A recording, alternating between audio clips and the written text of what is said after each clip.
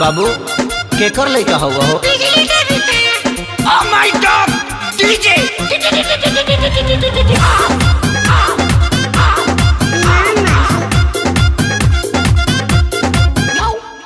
जहिया से आइल न ससुरा से नहीं हो, जहिया से आइल न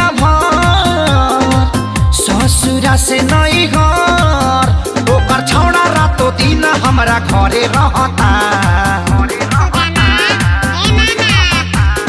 नाम धोके हम के सुदामा कहता, मालावा के बेटा मामा मामा कहता।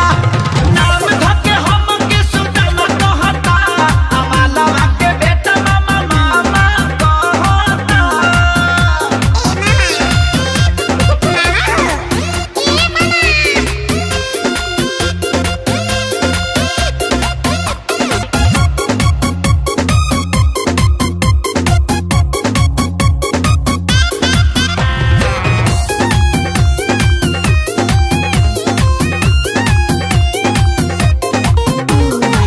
एक त 5 साल लागल मोहब्बत भुलावे में, दर्द बढ़ावे खातिर आइल फेर गावे में।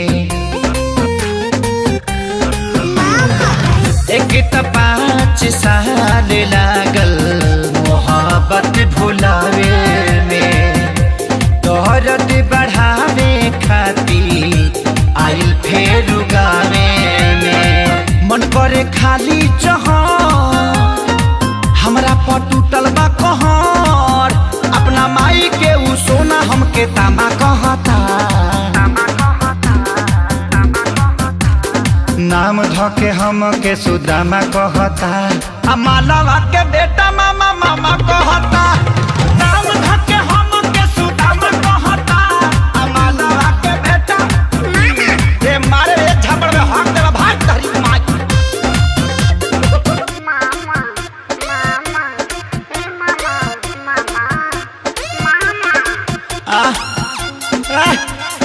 करे ते पैदा भइल बड़ी हमरा के डिस्टर्ब करे खातिर भग भग गया यहाँ से।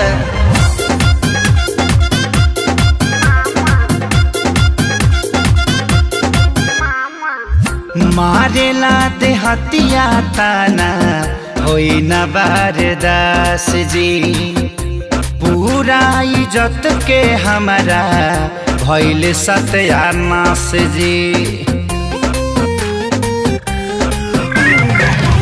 मारेला ते हतिया ताना होई न बारदास जी, पूरा इज्जत में भाई हो गइल बास जी। कैसे मिलाई हम न रहिले रातो दिन घर, खेसरिया के फाटल पाए जामा कहता।